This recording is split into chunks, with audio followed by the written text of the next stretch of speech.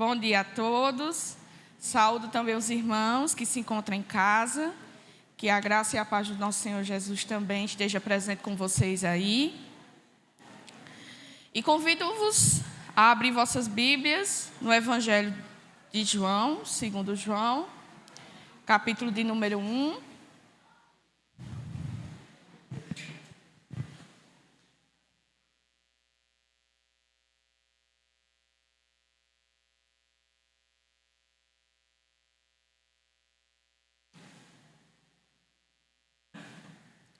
Evangelho de João, capítulo de número 1, a partir do versículo 15. Todos acharam?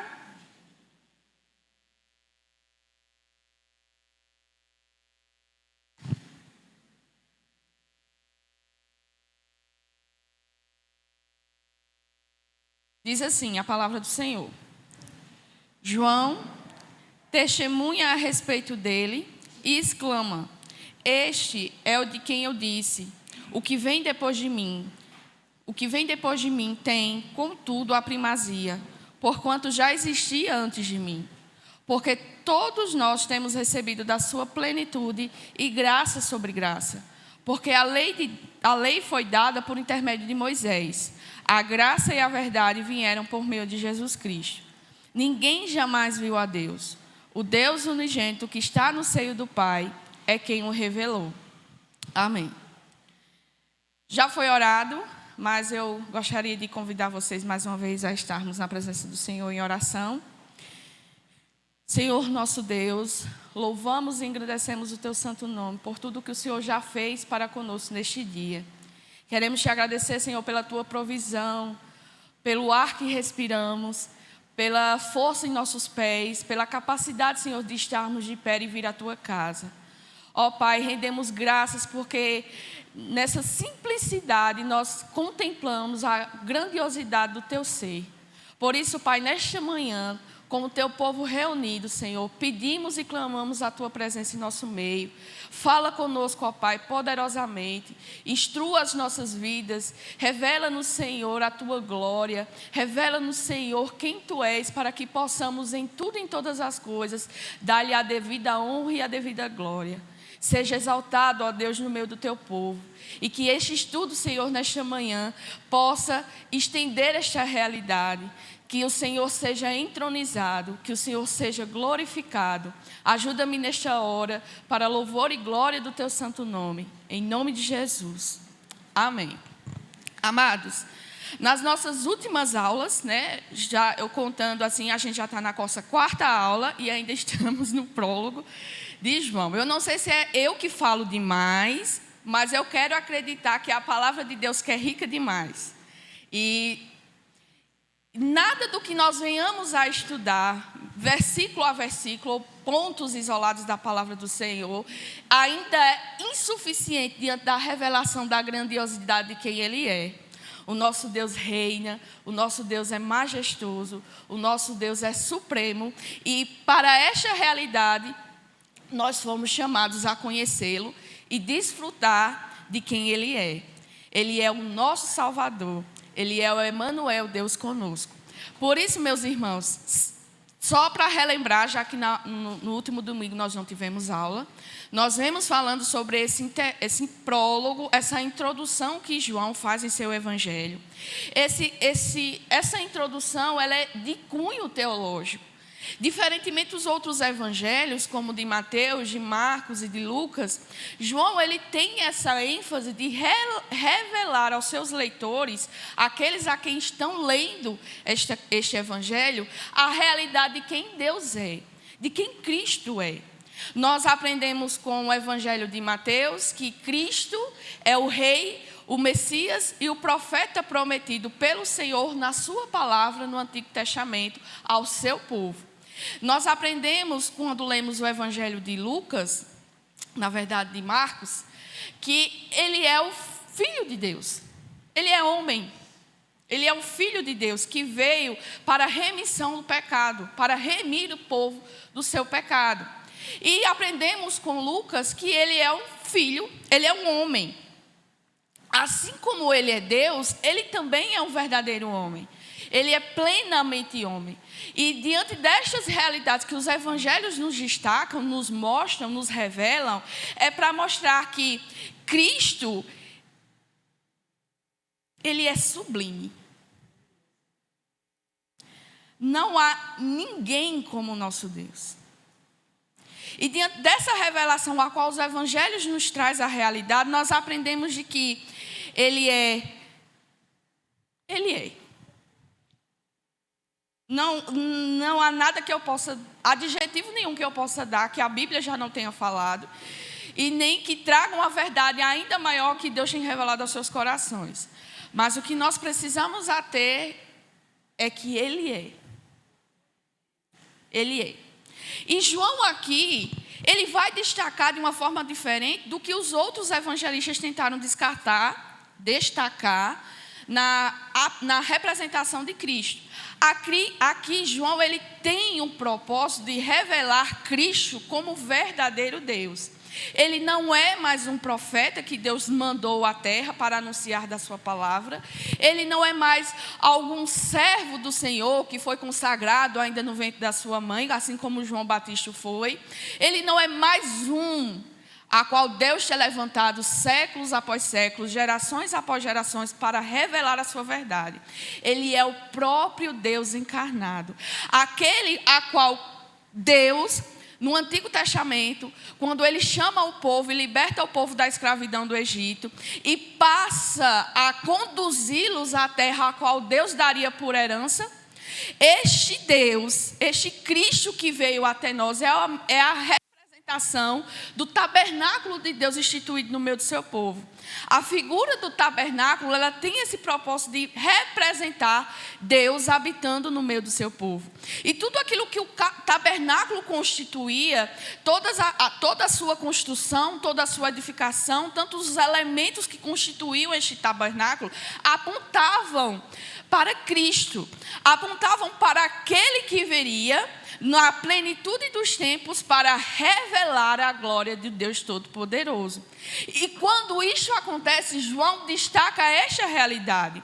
Olha, ele não é mais do qual Deus levantou nos períodos anteriores, mas ele é o próprio Deus. Contemple esta realidade. Ele é aquele que é criador de todas as coisas, aquele que estava no princípio com o Senhor, quando todas as coisas foram estabelecidas, quando os firmamentos dos céus e da terra foram fundados, quando Deus colocou os astros nos céus e deu ordem a cada uma da sua criação. Ele ordenou, pôs em ordem.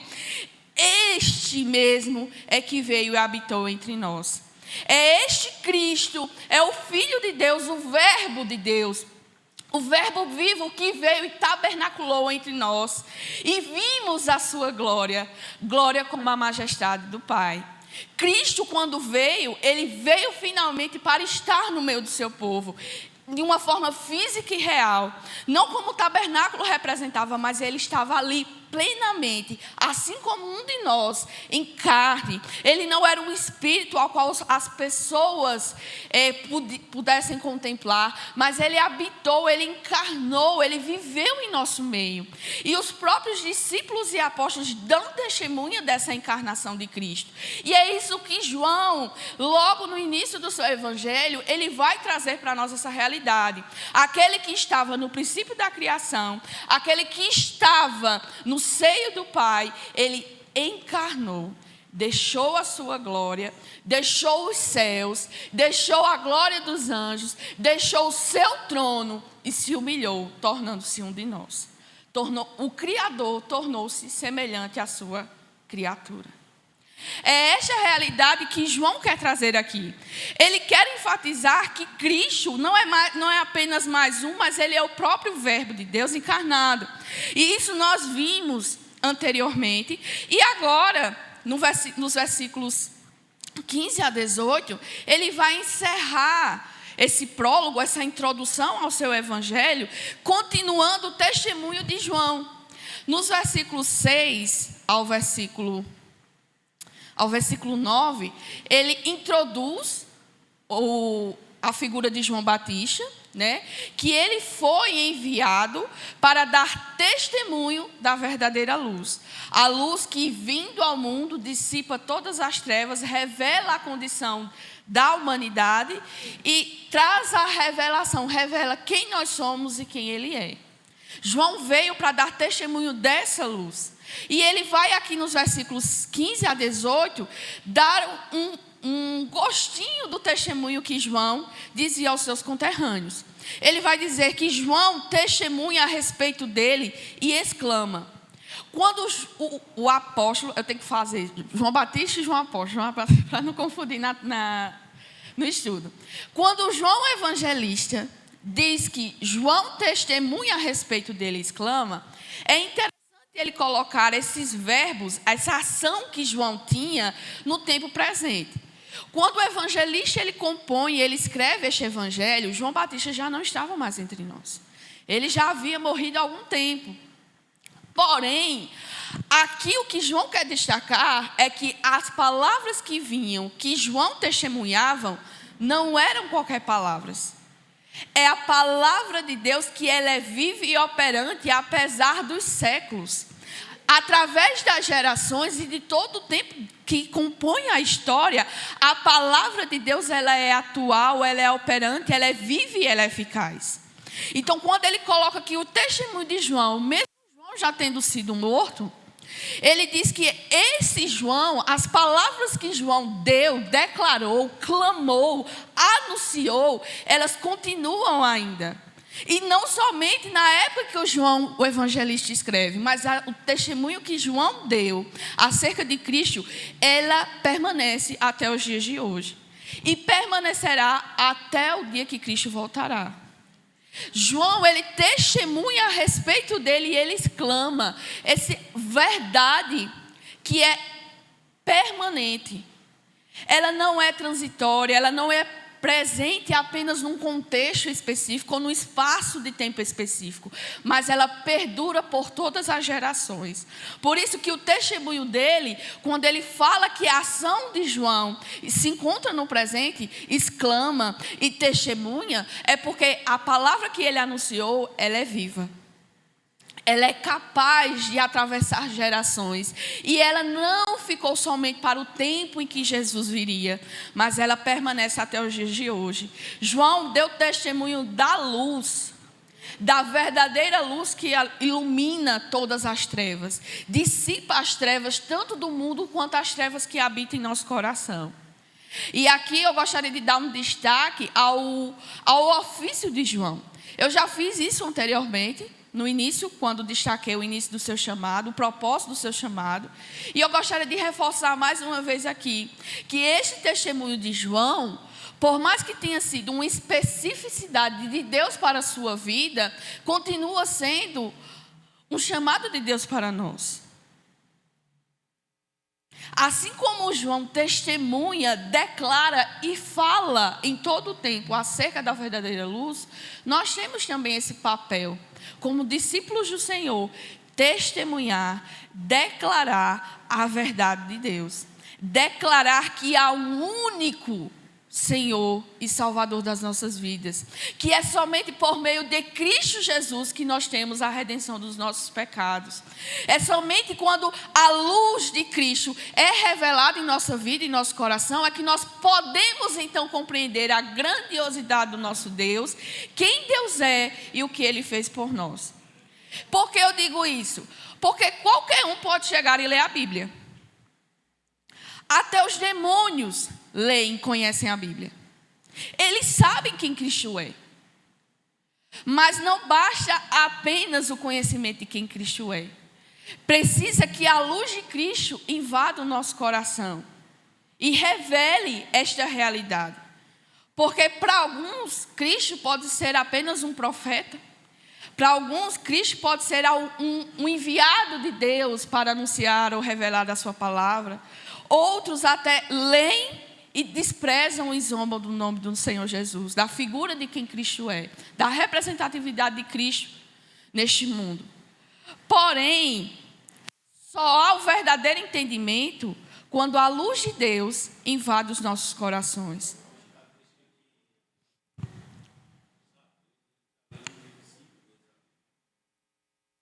Exato. É interessante esse seu ponto de vista, meu irmão, você falar isso aqui, porque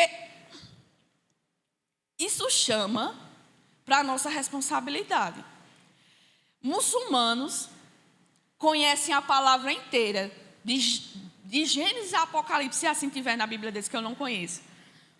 Eles conhecem de cabo a rabo, se assim eu posso dizer. Quantas vezes você aqui leu a Bíblia toda? Não precisa levantar a mão, não precisa saber disso, mas você, no sua consciência, você sabe desta verdade. Quantos de vocês aqui têm um compromisso com a sua casa de ensinar a família do Senhor? Quantos já aqui se comportam como se Cristo fosse realmente o Senhor da vida de vocês? Meus amados, entendam, só conhecer e declarar, qualquer um declara. Dizer que o Senhor Jesus é o Senhor, isso está estampado até nas igrejas universais, nas fachadas das igrejas universais. Qualquer um pode dizer. Mas o que garante que você está verdadeiramente em Cristo, não é quando você declara, mas quando você age conforme a verdade que foi iluminada na sua vida. Ateus podem ler 5 vezes, já leram 5 ou até vezes mais, mas e nós que conhecemos já a verdade do Senhor? Que fomos iluminados com a sua luz e reconhecemos a pecaminosidade do nosso coração. Quantas vezes nós temos atrelado essa verdade na nossa vida? Quantas vezes nós temos buscado a presença de Deus em oração e nos deleitado nela, como ela é de verdade, a nossa única fonte de vida? Porque você pode pensar que para você viver você precisa comer e beber. Mas o próprio Jesus declara que nem só de pão vive o homem. Nem só de pão vive o homem. Não vivam as vossas vidas, nós não devemos viver as nossas vidas como se nós necessitássemos daquilo que podemos receber do mundo. Mas o que nós necessitamos é da verdade de Deus incrustada em nosso coração. O mandamento lá de Deuteronômio 6, para que nós meditemos na palavra de dia e de noite e que tenhamos ela inculcada na nossa mente e no nosso coração, não é somente para o tempo dos israelitas quando peregrinavam no deserto. Isso é uma realidade, um mandamento para todo o povo de Deus. Porque por mais que seja um povo exclusivo, Deus, desde os primórdios, desde a fundação do mundo, Ele já tinha decretado que não somente os judeus seriam salvos, mas o seu povo se estenderia para todas as nações da terra. Meus amados, é vergonhoso para nós nos declararmos cristãos, vivermos de momentos de vir aos cultos ou de alguns momentos devocionais e dizer que somos cristãos, se nós não temos essa verdade intrínseca e firmada em nossa vida. É muito fácil eu dizer e cantar aqui na frente, o Senhor reina, eu quero ser como Jesus, mas na realidade é muito difícil nós vivermos isso. Quando a palavra do Senhor pede para nós perdoarmos, aí quando vem uma situação que nós precisamos perdoar, o que é que a gente faz? Não, porque ele foi mal comigo. Não, porque ele não teve atitude de cristão, porque eu vou perdoar. A gente sempre coloca desculpa. A gente sempre coloca uma coisa, um empecilho, para a gente cumprir a vontade do Senhor. Mas a verdade é que o Senhor nos orienta. Morra para si mesmo, tome a sua cruz, negue a você e a sua carne e me siga. Você é meu discípulo, então me siga. Cumpra o que está na minha palavra. Porque a minha palavra, ela é viva e ela é eficaz. Ela é mais cortante e penetrante do que uma espada de 2 gumes, capaz de dividir carne de medula. Esta palavra é realmente o que ela diz. Ela é uma espada afiada que quando entra em nosso coração, ela é capaz de dividir o que é carnal e o que é espiritual. Ela é capaz de revelar quando nós estamos sendo carnais e quando nós estamos sendo espirituais.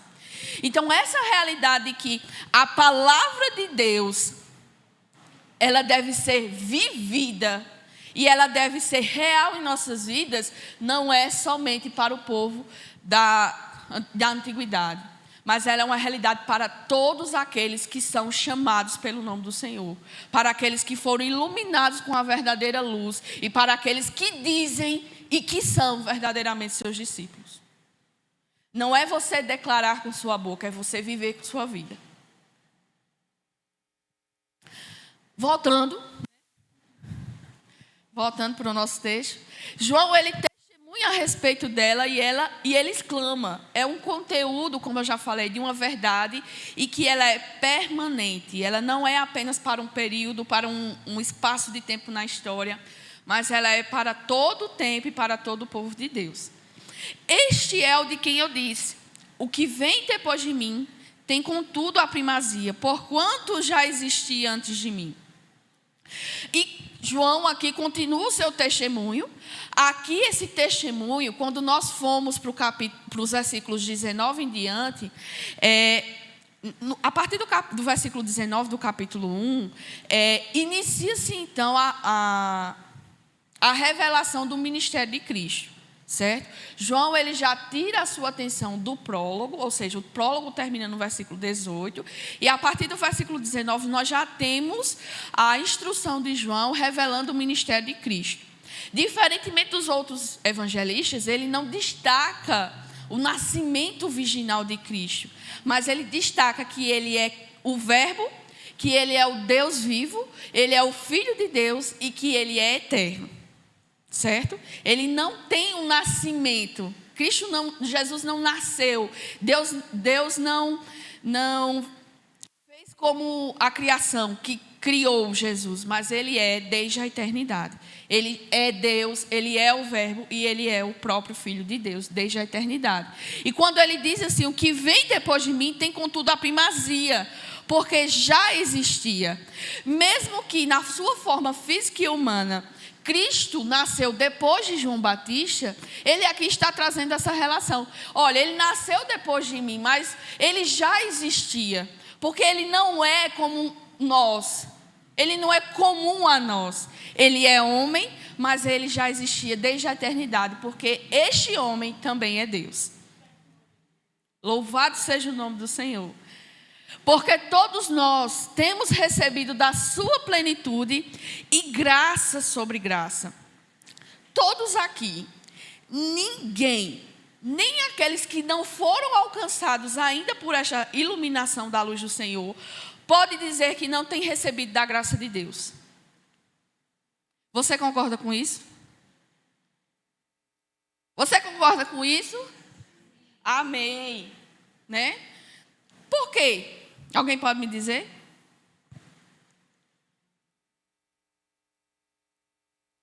Se você concorda é porque você sabe. Né? Ou você vai concordar sem entender o que você está falando? Todos, sem exceção, não pode dizer que não tem recebido da graça do Senhor. Por quê? Porque a graça comum de Deus tem sido revelada desde a irrupção do pecado no mundo. A graça de Deus, ela tem sido manifestada aos homens desde que mundo é mundo. Até quando o pecado entrou no mundo, Deus manifestou a sua graça, trazendo a realidade de que da semente da mulher nasceria um que esmagaria a cabeça da serpente. E então, mesmo os homens estando longe da presença do Senhor, assim como representa a figura de Caim, que pecou e saiu da presença do Senhor e tentou construir para si cidade fortificada, tentou ergueu, na verdade, então não, conseguiu erguer uma cidade, dando o nome do seu filho. A sua geração, ele teve filhos e teve descendentes. Isso é manifestação da graça de Deus. A chuva que cai sobre todos é a graça de Deus. O sol que nasce é graça de Deus. A lua que se apresenta toda santa noite é graça de Deus sobre a sua criação. Então, ninguém aqui pode dizer, em momento nenhum, que não recebeu da graça do Senhor. Porém, aqueles que são alcançados por essa verdadeira luz, eles recebem graça sobre graça. Porque não é somente a graça comum que vos alcança, que nos alcança, mas a graça espiritual que o nosso Deus nos concede. Redenção dos nossos pecados. Todos os nossos pecados foram perdoados. Louvado seja o nome do Senhor. Nós recebemos uma nova vida em Cristo. Antes nós estávamos mortos em nossos delitos e pecados. Agora nós estamos vivificados pela vida de Cristo. Louvado seja o nome do Senhor. Nós também temos a esperança de que esta terra não é o nosso lugar. Nós somos habitantes de um reino que é eterno, onde Deus é o fundador e edificador da sua cidade. Louvado seja o nome do Senhor. Nós temos a promessa de que estaremos com o nosso Deus, que estaremos ceando com Ele face a face. E então nós o adoraremos e contemplaremos visivelmente a sua face. Isso é graça sobre graça. Isso é uma graça mais que abundante. Porque para nós, nas nossas condições anteriormente, a nova vida e a remissão dos nossos pecados já seria para nós motivo de louvores. Nós já não estamos mortos. Nós somos vivificados. E para ainda completar a nossa alegria, nós somos adotados. Nós não somos somente servos, mas somos também filhos de Deus. Quantos aqui podem dizer que tem Deus como Pai? Louvado seja o nome do Senhor. Meus amados, o nosso Deus é o nosso Pai. O nosso Criador, o nosso Redentor é o nosso Pai. É graça sobre graça. E nós precisamos ter isso como verdade no nosso coração. Não seja somente palavras lançadas ou palavras jogadas ao vento, mas isso é uma realidade. O povo de Deus é o povo mais feliz da terra porque tem recebido graça sobre graça diante do Senhor. E por causa do Senhor. Esta é a revelação que o testemunho de João traz. Todos nós temos recebido de plenitude e de graça sobre graça. Porque a lei, ela foi dada por intermédio de Moisés. A graça e a verdade vieram por meio de Jesus Cristo. Ele vai trazer à luz a realidade do seu povo. Ele aqui está revelando a realidade do seu povo. Deus, quando se manifestou, ele se manifestou a Moisés cheio de graça e de verdade. Ele se manifestou a Moisés, chamou, deu um trabalho e um serviço a Moisés. Moisés, confiante no Senhor e na palavra daquilo que Deus havia dito a ele, ele seguiu e cumpriu a sua missão. E Deus o constituiu profeta no meio do povo de Israel. E através da vida e da missão de Moisés, Deus entregou a ele e ao seu povo a sua lei. Aí você vai dizer assim, mas a lei, né? A lei é ultrapassada, a lei só revela o nosso pecado. E verdadeiramente este é o papel principal da lei. Revelar que nós não somos capazes de cumprir sozinhos a ordenança do Senhor. Aquilo que Deus instituiu para o seu povo. Ela mostra que nós somos incapazes. Quantas verdades nós temos aqui nesses versículos? A lei do Senhor, ele mostra a nossa incapacidade. Nós, por nós mesmos, nós não conseguimos fazer nada se o Senhor não estiver ao nosso lado. A lei, ela mostra justamente que por mais que nós nos esforcemos, dos 10 mandamentos, o decálogo que Deus institui, que é o geral da lei do Senhor, se nós não cumprimos um, nós desobedecemos todos. E quão difícil é para nós, carnais, humanos, miseráveis, cumprir a vontade de Deus. Então a lei do Senhor, ela revela que nós sozinhos nós não podemos cumprir a sua palavra. Mas a lei do Senhor, ela não é vã. A lei do Senhor revela a sua santidade e a sua justiça. E revela o quanto nós somos injustos e nós não somos santos. A graça a bondade de Deus na revelação da sua lei. Por isso que ele vai dizer que a lei foi dada por intermédio de Moisés. Porém, quando Cristo veio, ele cumpriu toda a lei do Senhor, manifestando a sua graça e a sua verdade, como nós deveríamos viver. Cristo cumpriu a lei do Senhor em todos os sentidos. Em nada foi imputado a Cristo alguma falta acerca da lei do Senhor. Em todos os mandamentos ele cumpriu. Porém, quando ele revela que a lei foi dada por Moisés, essa lei foi dada para revelar a nossa pecaminosidade, a nossa incapacidade. Mas quando Cristo vem e cumpre por nós, ele nos concede a sua graça e a sua verdade realmente expressa. Você quer conhecer a vontade de Deus? Conheça Cristo. Você quer viver a vontade de Deus na sua vida? Conheça e siga os passos de Cristo, porque ele é o cumprimento integral da lei do Senhor. Esta é a realidade que nós temos aqui. Seguindo o versículo 17, João evangelista vai dizer acerca do testemunho de João Batista, que porque a lei foi dada por intermédio de Moisés, não, isso aí eu já li. Aí o versículo 18, ninguém jamais viu a Deus. O Deus unigênito que está no seio do Pai é quem o revelou. Eu disse anteriormente que a lei veio revelar a santidade e a justiça de Deus. Vocês concordam com isso? Amém. Vocês concordam com isso? Glória a Deus. E agora, ele vai dizer que ninguém jamais viu a Deus. A lei revela os atributos de Deus, mas, porém, fisicamente, ninguém jamais o conseguiu ver. E isso é bem intenso e relatado no Antigo Testamento.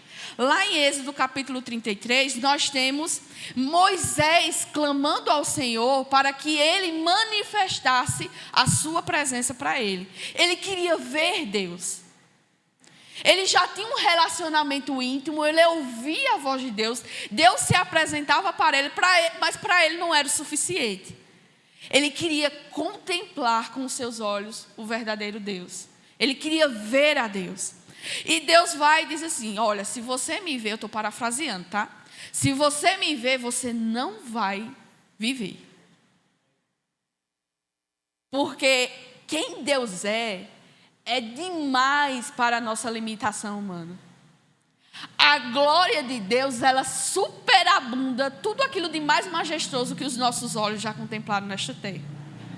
Então, quando ele diz, olha, se você me ver, você vai morrer.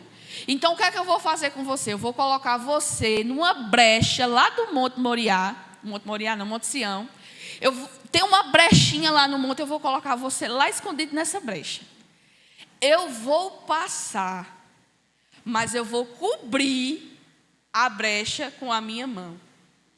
E assim Deus faz. Deus coloca Moisés nessa frechinha, num espaço bem pequenininho, coloca ele e ainda cobre.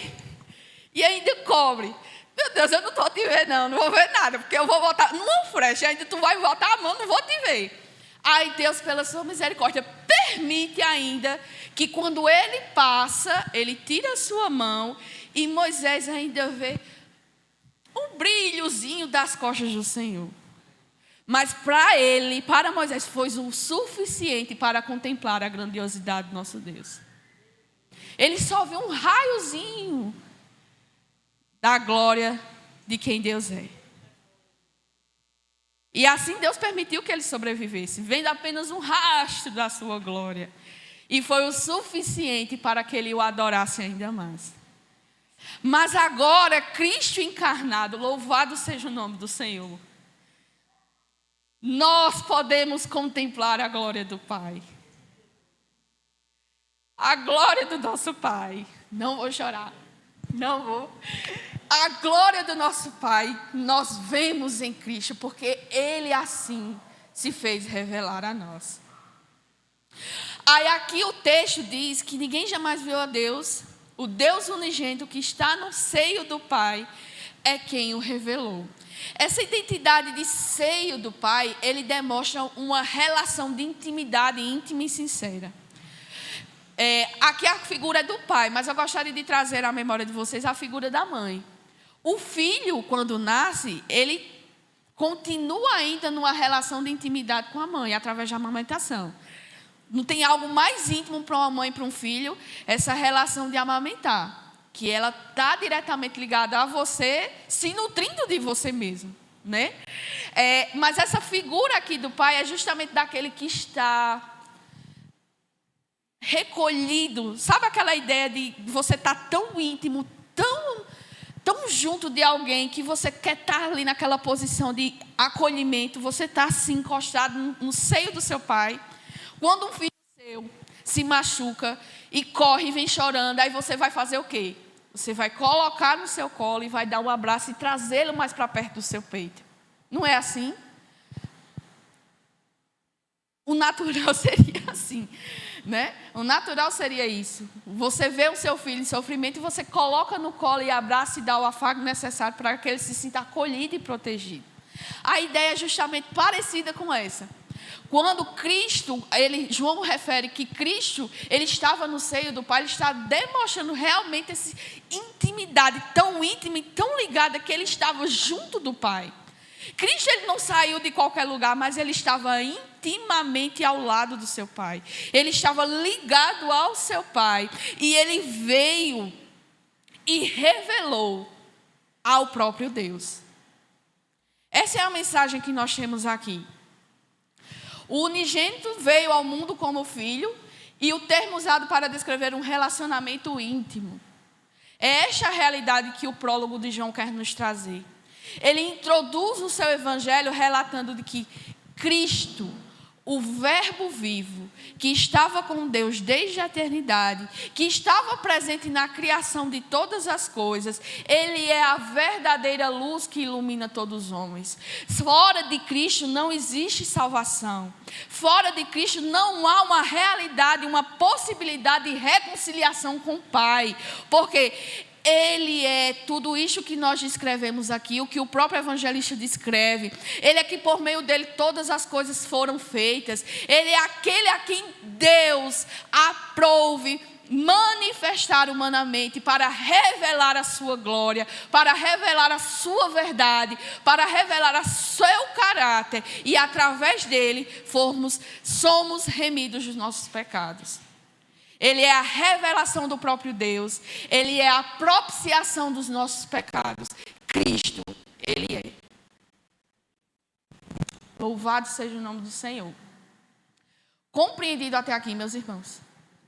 Se fosse para falar, eu falava muita coisa mais. Mas a gente tem todo um livro para ler ainda, né? Mas vocês compreendem estas realidades, esta verdade, e o quão necessário isso precisa estar na nossa mente e no nosso coração? Nós só adoramos verdadeiramente a Deus quando nós conhecemos quem Ele é, quando conhecemos o seu caráter, quando conhecemos o seu propósito, quando conhecemos a sua obra e o que foi que Ele fez para que nós hoje pudéssemos ser chamados filhos de Deus. O evangelista quer narrar no relato para o qual estes 18 versículos são um prólogo, como o Filho revelou o Deus invisível aos homens, agindo como a palavra viva no mundo. Esta é a realidade e este é o intuito deste prólogo no Evangelho de João. E eu não poderia passar adiante sem trazer mais, reforçar as aplicações que nós temos visto até aqui. Isso eu falo do versículo 6 ao versículo 18. A verdadeira natureza do ofício de todo ministro de Cristo. Assim como João Batista foi separado por Deus ainda antes de nascer para cumprir um papel determinado, um propósito específico, hoje nós temos o dever de dar continuidade ao testemunho que João deu. Talvez você não tenha sido chamado no ventre da sua mãe com esse propósito específico como João, mas todo aquele que é nascido de Deus, aquele que é filho de Deus e aquele que é discípulo de Cristo, tem o papel de testemunhar quem o seu mestre é. Ele é o Criador de todas as coisas. Ele que fez por meio da sua palavra todas as coisas. Ele é o verdadeiro Filho de Deus enviado pelo próprio Pai para cumprir um propósito específico. Ele é o redentor das nossas almas. Ele é o salvador do mundo. Ele é o Cordeiro de Deus que tira o pecado do mundo. Ele é a verdadeira luz que leva-nos de volta para Deus. Ele é. E é isso que nós devemos, com as nossas vidas e também com as nossas bocas, anunciar em todo o tempo. Isso não é papel apenas de ministro, daqueles que foram chamados e consagrados aqui na frente. Isto é papel e dever de todo discípulo, filho de Deus. Anunciar quem Deus é. Porque de outra maneira, assim como você recebeu essa revelação e Deus teve misericórdia de você, e lhe chamou, e lhe deu vestes novas, e lhe purificou de todo pecado, e lhe deu uma nova vida, e lhe deu uma nova filiação, é nosso papel também anunciar as verdades e as graças que estão contidas no Senhor Jesus Cristo. É o nosso papel. E da mesma forma, assim como João Batista foi em todo o tempo humilde, e a gente vai ver nos versículos que vão se seguir, nós devemos ter esse caráter em nós. Nós anunciamos, somos arautos do rei, mas isso não impõe a nós mérito nenhum, porque tudo é dele, tudo é para ele, tudo é para a glória dele. E assim como Paulo declara, nele nos movemos, respiramos e nós existimos. Tudo é para a glória de Deus, não é para nós, não é porque eu sou, né, o porta-voz de Deus. Tenha esse papel com um coração humilde, porque é uma grande honra você estar sendo levantado como arauto de Deus para anunciar e revelar o Deus Todo-Poderoso. Uma outra aplicação que nós temos é que a impiedade do coração humano. Todo homem, ele é pecador. Por mais que ele possa expressar atos de bondade e generosidade, ele continua sendo pecador. Eu já falei aqui umas vezes, quando a gente se levanta e diz, mas fulano é uma pessoa boa, ele dá o dízimo, ele oferece caridade, ele dá caridade, ele ajuda os pobres, os necessitados, ele não mata, não bebe, não fuma. Né? Como a gente dá essas características de santidade, eu não beber, não fumar e não matar. Como se fosse só... o principal que nós precisamos ter. Mas se ele não tiver a Cristo, pobre homem miserável que é. Porque até esses atos de bondade que ele expressa é graça comum do Senhor. É a graça comum do Senhor. Então, mostra, aqui nos versículos, que Cristo veio para os seus e os seus não o reconheceram, mostra justamente essa impiedade no coração do homem. Mostra que todo homem necessita da revelação da luz, porque sem a luz verdadeira ele não reconhece a sua condição real. E não são seus atos de justiça e de bondade que lhe trazem para perto de Deus. É a redenção e obra do nosso Senhor Jesus Cristo que nos leva de volta para Deus. Ele é o caminho, o único caminho. A nossa nova filiação em Cristo, isso aqui eu já repeti, mas eu vou declarar novamente para você se alegrar. Você é filho de Deus. Eu e você, nós somos filhos de Deus, e louvado seja o nome do nosso Senhor por esta realidade. A realidade da encarnação de Cristo. Cristo não foi algo do imaginário dos apóstolos, nem dos discípulos. E eu digo isso com toda certeza, não é porque João está dizendo aqui que viu a glória do Pai, mas pelo testemunho e como a igreja cresceu até os dias de hoje. Ninguém é capaz de morrer por aquilo que não acredita. Ninguém é capaz de morrer por aquilo que não é real e verdadeiro. Se nós estamos até aqui, é pela graça de Deus e pelo testemunho da igreja que Deus guardou até os nossos dias, até agora. Então, Cristo, ele verdadeiramente encarnou. Se ele não tivesse encarnado, é vã a nossa fé. É vã, é herético esse testemunho que João dá aqui, como os outros apóstolos e discípulos dão o testemunho acerca de Cristo. Ele verdadeiramente encarnou. Cristo, ele tem duas... Não é personalidade, é porque a palavra fugiu agora, mas ele tem dois caráteres... Duas pessoas, obrigada, meus irmãos. Ele tem duas pessoas, ele é verdadeiramente Deus e ele é verdadeiramente homem. Como eu vou explicar isso? Não tem como a gente explicar, porque nós somos limitados. E nenhum do momento da sua vida, do seu ministério, uma suprimiu a outra. Em toda a sua vida, as duas caminharam juntas. Isso é um mistério grandioso, revelado a nós. Cabe a nós crermos nesta verdade. E por último, a superioridade de Cristo. Cristo é. Ele é. E não há adjetivo, fala nenhum que eu venha trazer, que vá trazer isso mais forte para o coração de vocês. E não há nada que eu não deixe de falar que não vá trazer essa revelação. Cristo é. Ele verdadeiramente é. Compreendido, meus irmãos? Podemos prosseguir? Entramos agora. Eu detesto quando fica assim. Entramos agora no relato do Evangelho de João, que vai descrever o início do seu ministério. Assim como os outros evangelistas, todos falam acerca do testemunho de João, certo? Todos, sem exceção, falam do testemunho, da obra e do ministério que João, e o papel que ele teve, principalmente, de preparar o caminho para que o rei venha. Tá? Então, todos eles introduzem o ministério de Jesus, dando testemunho do ministério de João. E, mais uma vez, João, o evangelista João, ele vai trazer aqui essa realidade. Ele falou no versículo 6 do capítulo 1, repetiu no versículo 15 a 18 sobre o ministério e o testemunho de João, o que é que João declarava acerca de Cristo, e agora ele volta a sua atenção para um período específico desse testemunho que João dá. Tá? O testemunho ele foi mencionado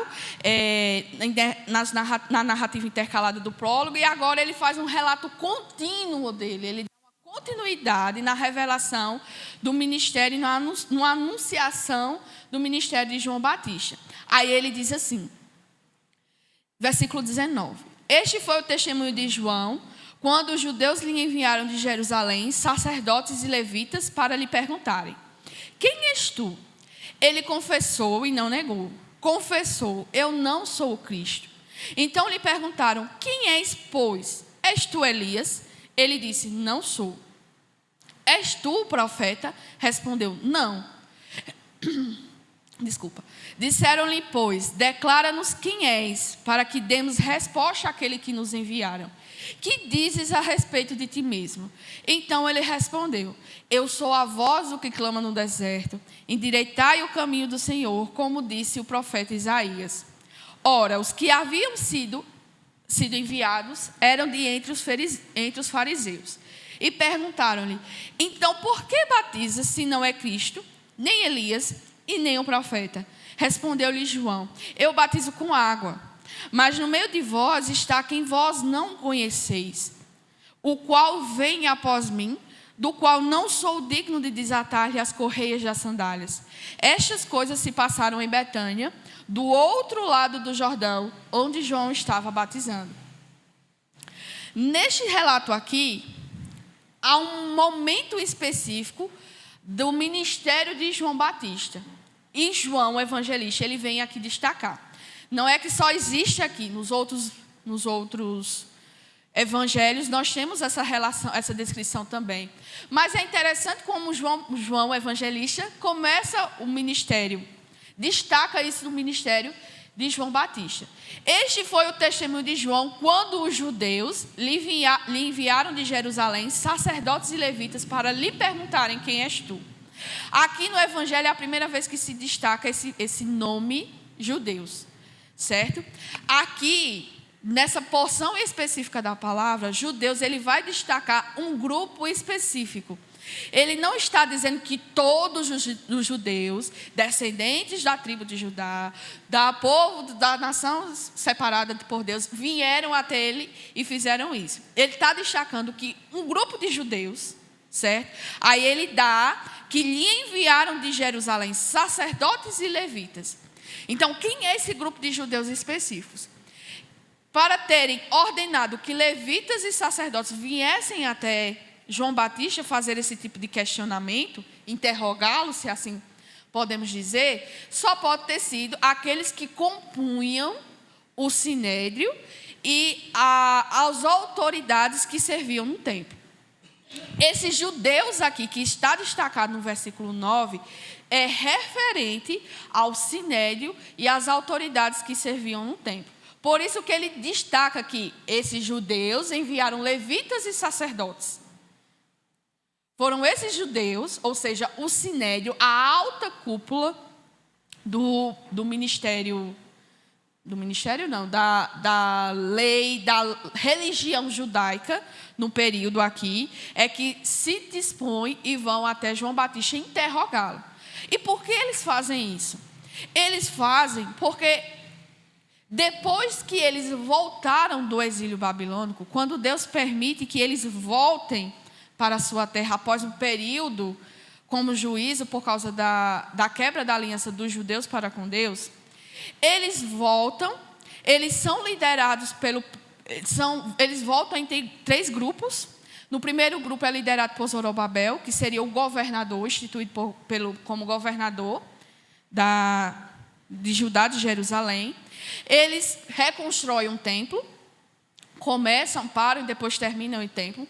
A segunda leva vem com Esdras, que era sacerdote, doutor da lei, sabia ministrar bem a palavra do Senhor. E o terceiro grupo, eles voltam com a liderança de Neemias, que foi mais um governador responsável por levantar os muros da cidade de Jerusalém, por levantar a segurança da cidade de Jerusalém. Então, quando Esdras vem com o segundo grupo para habitar novamente a Jerusalém, ele, como eu já disse, ele era sacerdote, professor e doutor da lei. Quando ele vem com esse papel principal de restaurar a lei, os mandamentos, de trazer no coração dos habitantes que retornavam para Jerusalém esse desejo de manter fielmente e cumprir a palavra do Senhor. Porque eles entenderam que se eles foram levados cativos para uma terra estrangeira e foram dominados pela Babilônia, eles entenderam que isso foi castigo de Deus sobre eles. Então, quando eles voltam com esse senso de comprometimento em agora cumprir toda a lei do Senhor, esse zelo em cumprir a palavra de Deus, os mandamentos, os estatutos e as ordenanças, certo? Então, a partir de então, quando eles voltam, eles têm esse senso, esse zelo no coração, e assim começa essa nova fase litúrgica dentro do povo de Deus, dentro da história de Judá em Jerusalém com o povo de Deus. Eles têm neles esse senso, esse zelo de cumprir a palavra do Senhor. Mas vocês já ouviram falar que até água demais é veneno? Né? Eles se comprometeram tanto em cumprir a palavra de Deus que eles acabaram se perdendo. Existem esses 2 extremos, né? Na nossa vida sempre existem esses 2 extremos. Ou a gente é relaxado demais, ou nós somos legalistas demais, né? Ou fazemos tudo meia boca, ou fazemos tudo, né, com todo força e empenho. Porém, nenhum nem outro é correto. Nem você ser frouxo demais, nem você ser arraigado demais. Por quê? Quando você é arraigado demais, você vai ser levado pelo legalismo. Certo? Você deixa de ver a bondade, a graça, a misericórdia do Senhor, o agir de Deus, a manifestação de Deus, porque você começa a entender que se você não fizer, Deus não vai agir. Se você não fizer, Deus não vai receber. Se você não fizer, já que os outros não fazem, se eu não fizer, Deus não vai receber. Uma coisa que é bem comum, e eu tiro por exemplo, porque meu marido servia no Ministério de Louvor. E sempre tinha esse desejo dele de estar presente nas ministrações. Só quando ele realmente não podia. Aí tinha momentos específicos que eu precisava dele em casa. Assim, tem como você conversar com o seu... Você não pode me deixar aqui agora. Tipo, por exemplo, uma reforma, uma coisa... Homem é que resolve isso. Mulher vai estar lá com um pedreiro em casa, né? Tem certas coisas que a mulher precisa do homem em casa. E eu falo, conversa, vão entender. Eu preciso de você aqui em casa. Mas não, eu tenho que ir. Oi, Diego. Eu tenho que estar lá, né? Eu entendo. De verdade, eu entendo. o desejo dele servir, no papel, no compromisso que ele tinha, e ele entendia o compromisso que ele tinha com o serviço que ele fazia. Porém, vamos pensar comigo também. Não estou dizendo que você está errado, tá, Diego? Vamos pensar desse lado comigo também. Se ele não viesse, o louvor deixaria de acontecer? Deixaria? Se ele não tivesse... Olha, por favor, não me interprete como eu estou dizendo que vocês agora é para faltar no serviço. Eu não estou dizendo isso. Por favor, só estou dando um exemplo de como a gente começa a interpretar coisas que achamos que é zelosas, mas que na verdade, né? Por favor, não vamos interpretar errado, porque estou aqui diante de testemunhas, tá certo? E o meu papel aqui não é isso. Se ele não viesse, o louvor não deixaria de acontecer. Se ele não tivesse tocando no teclado, que ele tocava no teclado especificamente, o louvor aconteceria do mesmo jeito. Da mesma forma, se precisasse faltar o baterista, quem toca violão, o guitarrista, se tivesse somente uma voz aqui, Deus não receberia o louvor? Então perceba que muitas vezes o nosso zelo é mascarado pela necessidade que nós temos de exercer o nosso serviço. Se eu não estiver lá, não vai acontecer do jeito que havia sido planejado, ou da forma como nós ensaiamos. Se eu não estiver lá, não vai ter aquele arranjo. Não é assim, meus irmãos. A obra é do Senhor, Ele capacita. E louvado seja Deus que tem pessoas que se comprometem e se dispõem a isso. Mas entenda que ela não depende exclusivamente de você. Você é um canal que Deus usa para ministrar a sua verdade. Mas muitas vezes, nós usamos desse senso de zelo para revelar apenas o que o nosso... Eu não estou dizendo isso de você, viu, Diego? Só estou falando, dando um exemplo. E a gente fala com esse zelo, essa excessividade de zelo, achando que se nós não estivéssemos, não aconteceria da forma como deveria acontecer. Meus amados, Deus levanta até uma pedra para falar dar testemunho de ti. Dele mesmo, na verdade. Eu quero que vocês entendam o que eu estou falando. Muitas vezes nós nos colocamos tão zelosos e acabamos tirando o mérito de quem deveria ser. Tá? Até mesmo no ensino da palavra, na ministração da palavra.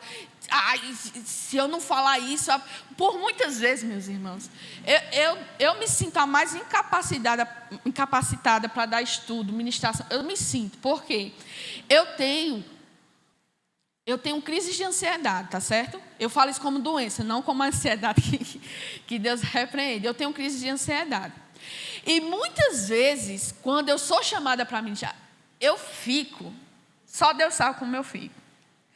Eu estudo, medito. Olha, toda vez eu trago papelzinho, porque eu sei, mas eu tenho que ter isso como meu apoio.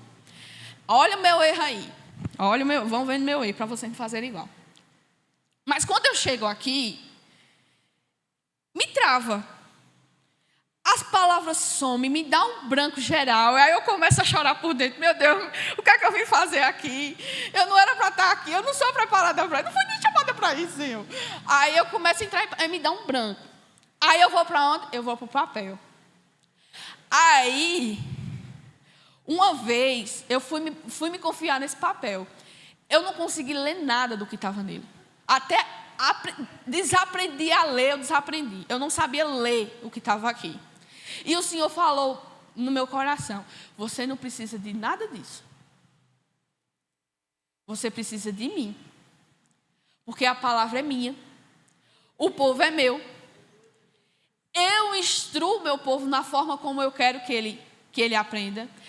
Não bote no seu coração que se você falou bonito ou se você falou feio, a minha palavra não deixou de ser pregada. Aquilo que foi essencial para que o meu povo ouvisse, ele ouviu. Eu trago, mas porque eu sou ansiosa mesmo. Tá? E a partir de então eu aprendi. Não faço nada. Eu não tenho mérito de nada, não tenho capacidade de nada, porque até a capacidade de entender e compreender a sua palavra é o Senhor que me dá. Se não fosse a sua luz invadindo o meu coração, eu não revelaria nada a ninguém aqui. Eu não teria essa capacidade. Então, em nada em mim eu tenho, não tenho, porque eu não tenho, se não for o Senhor. Então, meus irmãos, voltando para essa questão, essa ideia de zelo, muitas vezes você pode ser zeloso sim, você deve ter esse zelo no seu coração, tá? Mas a gente acaba se perdendo nesse conceito de zelo e achando que nós somos necessários para fazer alguma coisa, que se o meu irmão na fé está lá, que eu estou discipulando ele, que eu estou ajudando ele, se ele não fizer aquilo que eu quero que ele faça, então ele não cumpriu a palavra de Deus, ou ele está errado, ou impor aos outros algo que Deus não impõe. Eu quero ser santo, mas eu vou impor aos outros a santidade conforme eu vejo. Isso não é verdadeiro. Eu preciso ensinar, não é nem impor, eu preciso ensinar o que a palavra de Deus diz. Sede santos porque eu sou santo. E como é que ele vai revelar a sua santidade? E como é que nós vamos aprender e aplicar essa santidade? Aí nós vamos lá para os evangelhos, nós vamos lá para as cartas e epístolas, nós vamos para o Antigo Testamento, que lá também tem a revelação de Deus para o seu povo. Tá certo? Eu vou ensinar a palavra. Eu vou ensinar a palavra. Aí, muitas vezes, a gente se perde nesse zelo e a gente começa a impor aquilo que nós queremos. E é isso que acontecia no tempo de Jesus, né? Eles, com essa fome, esse desejo de serem zelosos, acabaram se perdendo nesse zelo. É tanto que o próprio Cristo vai repreender a eles, aos sacerdotes, aos fariseus, aos saduceus, todos aqueles que estavam ligados e eram responsáveis por ensinar a lei de Deus, ele vai repreender. E ele vai chamar ao povo a tomar o jugo dele. Né? Venham após mim, que eu vou tirar o fardo de vocês e vocês vão tomar o meu fardo, o meu jugo, que é leve. É difícil para nós porque nós somos pecadores e nós militamos contra a nossa carne. A nossa carne não quer fazer a vontade de Deus. Ela quer fazer a nossa vontade. Por isso que para nós é difícil. Mas em todo o tempo ela é leve. Mesmo sendo difícil. Porque Cristo cumpriu. E Ele nos dá o direcionamento conforme Ele quer, não conforme os homens querem. Dessa realidade. Compreenderam isso? Sensível para vocês esse assunto. Então, quando os judeus lhe enviaram de Jerusalém sacerdotes levitas para perguntarem quem és tu, eles tinham esse senso de tentar entender o que é que João Batista está fazendo ali. Se ele não tem um chamado específico de Deus para aquela obra ali, então ele está sendo herético. Ele está levantando um outro testemunho, ele está falando de alguma coisa que Deus não falou.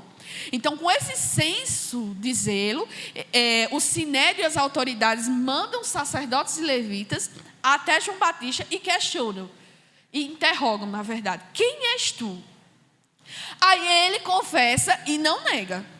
Ele não nega nada da verdade que acontece com ele. Ele diz, eu não sou o Cristo. Ora, perguntaram quem é ele. Quando alguém pergunta quem é você, você diz logo quem é quem. Você diz o seu nome, né? Meu nome é fulano de tal. Mas aqui ele já diz, João Batista, ele já disse que ele não é o Cristo. Tá? Eu não sou o Cristo que vocês estão procurando, não. Porque ele já de cara, ele já nega que ele é o Cristo. Se nem foi perguntado se ele é o Cristo. Ele nega por quê? Há um senso no povo judeu de que haveria um libertador que Deus levantaria para livrar o seu povo. Só que os judeus tinham em mente que essa libertação que Deus traria ao seu povo era uma libertação de ser tirado deles o jugo de Roma. Desde quando eles foram levados cativos para a Babilônia, eles perderam a sua liberdade.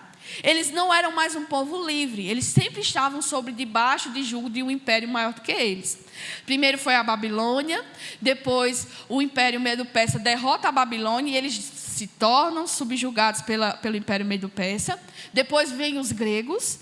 Aí uma pausa na história dessa opressão, e a gente vê isso nos livros de Macabeus, 1ª e 2ª Macabeus, que não é do cânon bíblico que nós temos como a verdade principal do Senhor, mas são livros históricos.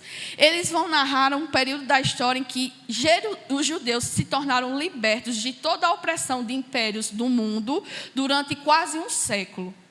Certo? Eles se tornaram livres durante quase um século. Porém, eles caem novamente e são subjugados. Agora, quem está sob o controle mundial é o Império de Roma. E quando eles se encontram aqui nesse período que João está relatando, é justamente eles estavam subjugados pelo Império Romano. Quem dominava sobre eles era o Império Romano. Eles não eram um povo livre. Então, desde quando eles voltaram a ser subjugados, agora pelo Império de Roma, é crescente e nascente deles, assim, é fervoroso esse senso de que Deus levantaria um que restauraria a condição anteriormente dos judeus, dos israelitas. Ou seja, de serem um povo livre, de que haveria um rei que reinaria sobre eles e tudo mais. Eles têm esse senso e Deus garante que levantaria um que salvaria o seu povo. Porém, Deus fala espiritualmente. Aqui os judeus eles têm em mente um império físico, um império mundano. Eles seriam libertos, não seriam mais escravos, mas quem conduziria era um rei que era da linhagem de Davi. Eles tinham esse senso de que essa libertação ela seria num contexto físico, tá certo? Num contexto histórico. Só que Deus sempre falou das coisas espirituais. Ele sempre anunciou ao seu povo coisas que são do alto. E quando ele avisa que levantaria um, que viria um Messias, que viria o Cristo, que redimiria o seu povo, ele está anunciando coisas espirituais. De uma cidade que ele mesmo fundou, que é a Nova Jerusalém. Onde ele é a base, ele é o firmamento, ele é o fundamento dessa cidade. Então, ao seu povo, ele promete uma libertação. Mas há uma libertação do reino mundano para o reino do seu poder, para um reino espiritual. Compreendido isso? Então, dentro dessa realidade, eles têm esse senso de um libertador, eles esperam, eles aguardam o Messias. Então, quando eles vão até João Batista, eles vão interrogar: é tu? Tu é aquele que é prometido, que o Deus, nosso Deus revelou aos nossos pais, aos profetas, é tu? Aí ele já corta logo: não, eu não sou o Cristo, não. Cristo aqui, o Christos é a palavra grega, tá certo? E significa ungir. Ela é a mesma palavra derivada do hebraico, que significa macha, o hebraico macha, que significa ungir. Então, Cristo e Messias têm o mesmo significado. Christos é a palavra grega e Messias é a palavra hebraica, tá certo? São derivadas do mesmo contexto. E elas têm o mesmo sentido, que significa ungir. Então, quando os judeus perguntam se João Batista é quem és tu? E ele diz: eu não sou o Cristo. Então, ele já está afirmando categoricamente: eu não sou o Messias prometido. Eu não sou o ungido de Deus. Eu não sou. Certo? Aí, em seguida, eles perguntam: mas, se você não é o Messias, então você é Elias? Né? Elias, aquele a qual Malaquias, o profeta Malaquias. Vocês lembram de Malaquias? Lembram? Se eu perguntar aqui, vocês vão responder? Olha que o professor de vocês está ali. Malaquias, no final do seu livro profético, ele vai falar que nos últimos dias levantaria-se um Elias que Deus usaria, né, para anunciar a sua palavra e a sua verdade. Aquele Elias a quem Malaquias se refere também é um personagem apocalíptico, se assim a gente chama para os judeus, né? De que no fim dos tempos o Cristo, o Messias, viria. Então, eles esperavam o Messias. Se não fosse o Messias, então tu és o Elias, o profeta que Deus disse que levantaria. E João prontamente responde mais uma vez: não, eu não sou. E por que perguntam? Vai dar tempo para terminar. E por que não perguntam? E por que perguntam, na verdade, se ele era o Elias? Ora, nos evangelhos anteriores, nós vemos a descrição de João Batista. João Batista, ele vivia nas casas, ele vivia no deserto, se vestia de roupas de animais, couro, a pele do camelo, era a sua roupa. Ele tinha um cinto e ele se alimentava de animais do deserto. Quem assim era na palavra do Senhor? O próprio Elias. Lá em 2 Reis, nós vemos a descrição de como Elias se comportava. E aqui nos evangelhos, nós temos a descrição como João Batista se comportava. Então, fazendo a relação entre as duas pessoas, então, ele é o Elias. Ele faz igual, ele se veste igual. O seu comportamento é igual. Só que João Batista diz que não é. E interessante é que o próprio Cristo dá testemunho de que ele é o Elias prometido. Lá em Marcos, convido você, alguém abra Marcos 9, versículo 13. E outra pessoa, por favor, Mateus 11, versículo 9.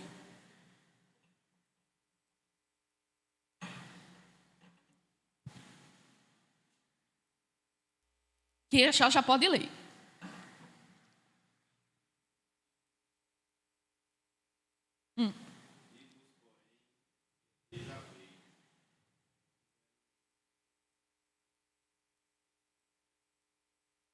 Quem dá testemunho disso? É o próprio Jesus. Mateus 11, 9 diz o quê?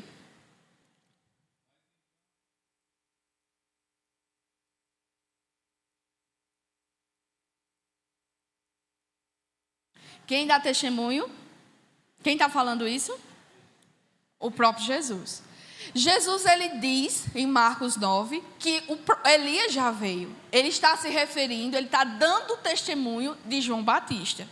No capítulo 9 de Marcos.